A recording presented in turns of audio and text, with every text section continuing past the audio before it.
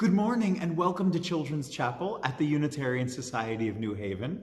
My name is Jesse Greist, Director of Lifespan Religious Education, and I am so excited to be here with you today, not only because it's finally October, not only because that means that fall is coming, not only because that means that Halloween is coming, but in just a little bit more than a month, our whole country is going to be able to go participate in a national election. And the election, believe it or not, is reflected in one of our most incredible, important, essential principles as Unitarian Universalists. That is the fifth principle, the importance of everybody having voice and vote in what happens in our congregations. So today, we are going to dedicate our children's chapel entirely to the fifth principle and how important it is to have a voice and a vote in our congregations and also in our wider world. So, while I'm getting ready to go out and vote, I invite you to sit back and listen to and sing along with this video. This is the song of the fifth principle. The words will come up on the screen, and I invite you to sing along with it. Enjoy.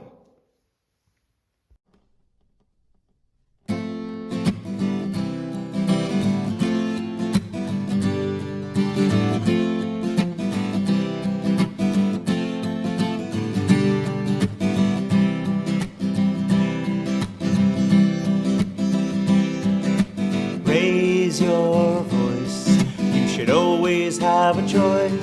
It's no mystery, can make history when you raise your voice and vote. Said each of us is special. It's important for us to see. I respect the way you see things. You should do the same for me.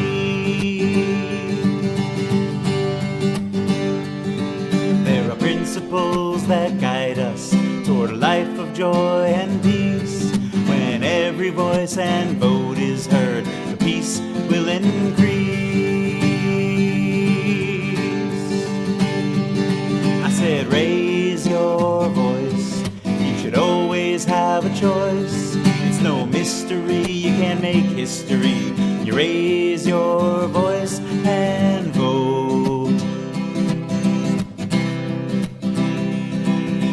Find yourself outnumbered, you lost the vote this time. Better lace up your climbing boots, 'cause you got a mountain to climb. Said talk with everyone around you, be sure to listen to. Maybe in the next round your voice will be the one that's ringing true. Said raise your voice, you always have a choice. It's a mystery, you can make history. You raise your voice and vote. I said raise your voice, you always have a choice. It's no mystery, you can make history. You raise your voice and vote. I said raise your voice, you always have a choice. It's no mystery, you can't make history. You raise your voice and vote.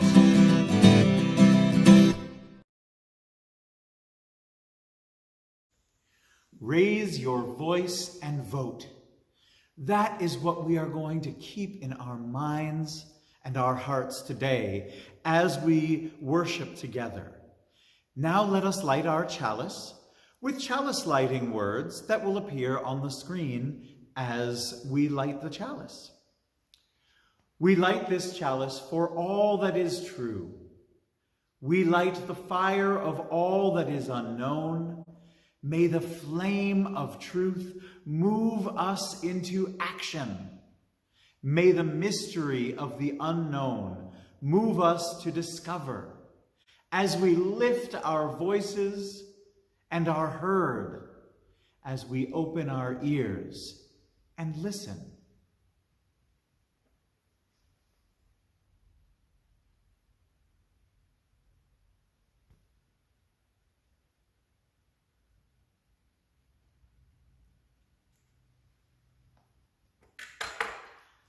Our chalice is lit.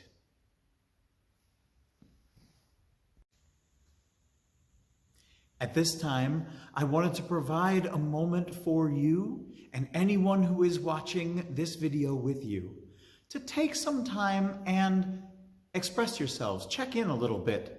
How has the last month been since we've been in our last children's chapel? I'm going to invite you at this time to pause the video and take some time to talk with each other, share the joyful things that have been happening in your mind and in your heart and in your life, and maybe some of the things that you're concerned about. Go ahead and pause the video now, and we'll start again when you're finished.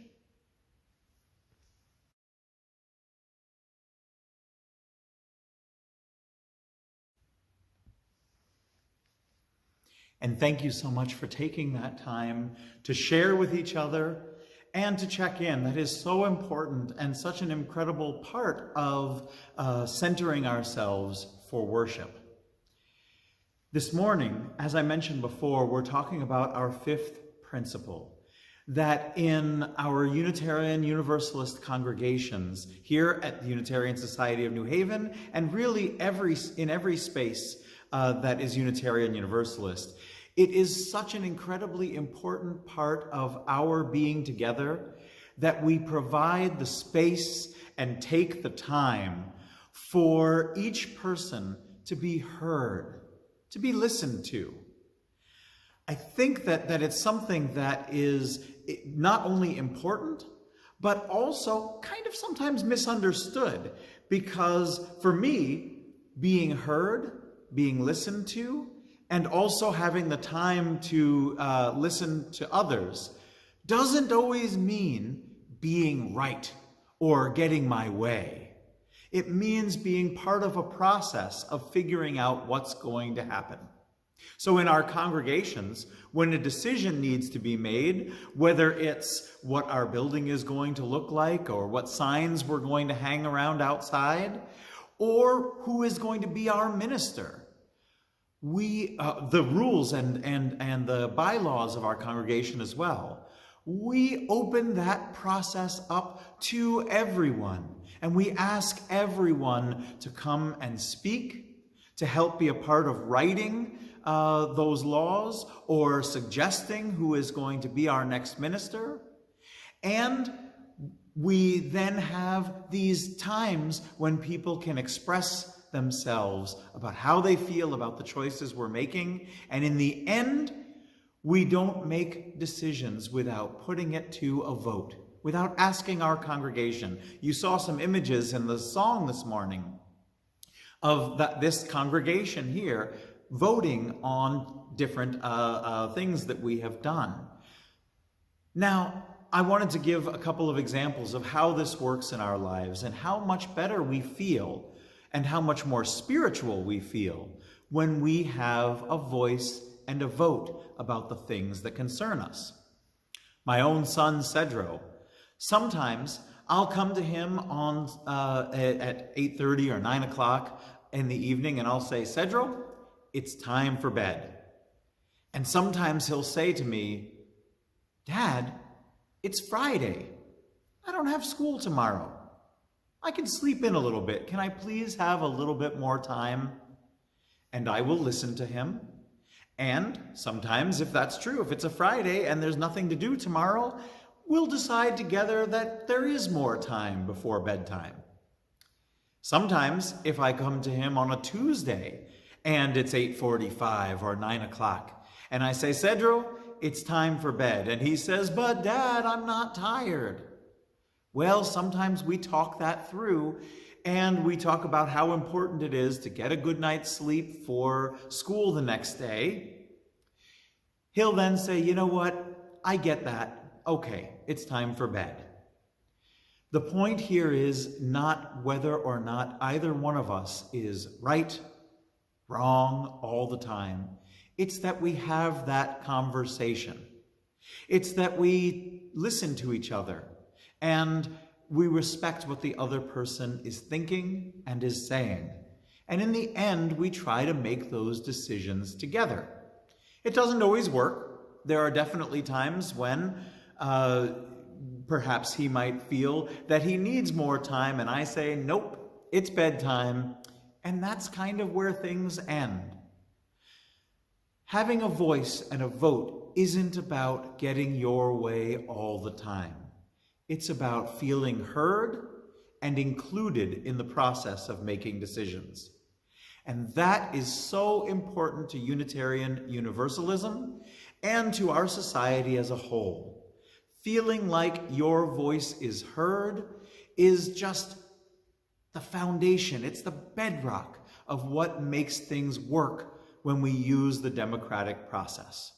When we don't, people end up feeling left out of the process, and real bad feelings can linger on, can stay with us for a long time.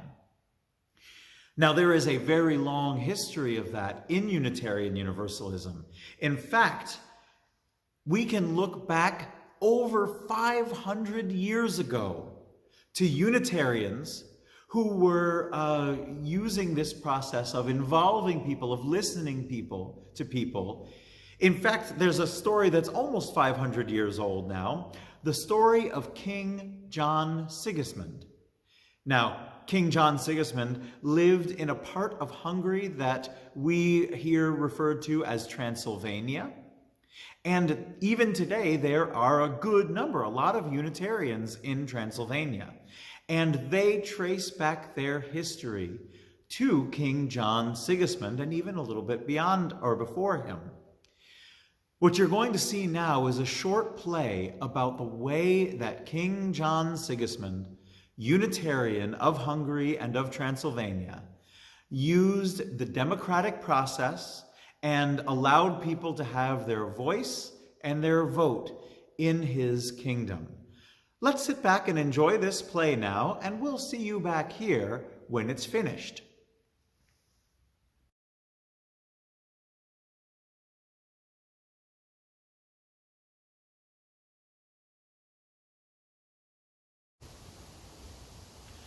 Our story takes place almost 500 years ago in the country of Hungary.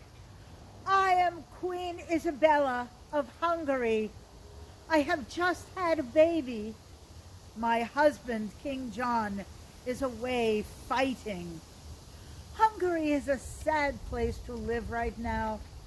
Everyone is fighting. My husband fights with kings from other countries. Groups of people inside Hungary are fighting with other groups of people. A lot of fighting is about religion. I wish King John would stop fighting and come home to our baby. I wish people would talk about their differences instead of trying to kill each other over them. Unfortunately, King John died just 2 weeks after the baby was born. He never saw his son. Little baby Prince John Sigismund became the new king of Hungary. All hail King John Sigismund of Hungary! Well, King John Sigismund was obviously way too young to rule a country. Kings from other countries took over most of Hungary, taking away the land away from John Sigismund, and they kept it for themselves. I'm taking my baby to live in a small corner of the kingdom called Transylvania. I will teach him to be a wise ruler, and I will help him to put an end to all this fighting. While the young king was growing up, the wars continued. In Transylvania, the followers of different religions kept fighting with each other. Queen Isabella died while John Sigismund was 19 years old. It was now up to him to try to stop the wars. What should we do? How can we stop the fight? We must win. There's going to be so much winning. Then we'll have one king, one country, one religion. Just like they do in France and Spain. We must choose one religion for Transylvania. Everyone will have to follow it, and then we will have no more fighting. I don't know. My dear mother taught me that people should try to solve their differences by talking. I wonder, what if I invite people from different religions to meet and talk together? Meet and talk? You have got to be kidding. But that's just what King John Sigismund did. He invited a number of preachers to gather together for a conversation about religion. There was a Calvinist preacher, there was a Catholic preacher, there was a Lutheran preacher, a Greek Orthodox preacher, and a Unitarian named Francis David. I am Francis David. I'm a Christian who believes that God is one, not three. Since I think that God is a unity and not a trinity, some people call me a Unitarian. Of course, those preachers are great talkers. They talked on and on for days. Sometimes they argued, but they didn't fight. Wow, I'm really impressed with Francis David, the Unitarian. He makes a lot of sense to me. I think I'm going to become a Unitarian, too. I still say one king, one country, one religion. I say we don't have to think all the same to love each other. One king, one country, one religion. Love for all, even though we're different. Well, I could do what the noble suggests and force everyone in Transylvania to become Unitarian, like Francis David and me. But one of the things I like best about Francis David is that he says we don't need to all think the same way. King John Sigismund thought hard about what to do. He was still just a young man, and he had a big decision to make. Should he demand that everyone practice the religion that he had chosen for his own, or should he let everyone choose for themselves? I hereby issue an edict of religious toleration. Basically, I'm saying that every person can follow the religion that they choose. No one will be hurt or judged for their religion by anyone else. Francis David, I invite you to remain here to be my court priester. Now, this is not quite a happily ever after story. King John Sigismund died at age 31. I'm so sorry, honey. Following a carriage accident. After his death, Unitarians were not always tolerated. Francis David was eventually imprisoned for his ideas. Sorry about that too. And died in a dungeon. But because of King John Sigismund and Francis David, Unitarianism took hold in Transylvania, where it remains strong today. Unitarianism began with beliefs about the unity of God, and also came to stand for religious freedom and tolerance. Today it stands for other things too, like freedom to express your beliefs. And speaking of that, we're going to come back to that song that we learned at the beginning of our chapel today, just the chorus of it, the song of the fifth principle. So won't you please sing along with me? You may know it at this point, and we're all going to sing along together. We'll sing the chorus through twice. Song of the fifth principle.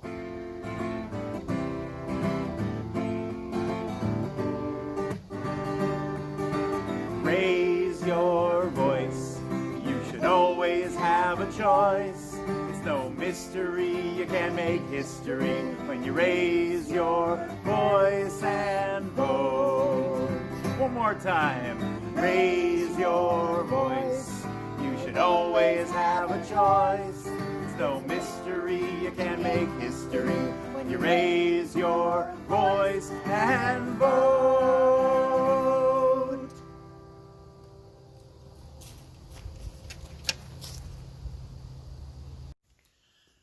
Our children's chapel has come to a close. We extinguish this flame, but not the light of truth, the warmth of community, or the energy of action. These are things that we keep in our hearts as we go vote and until we are together again. Blessed be, take care, and have a wonderful, wonderful month, everyone.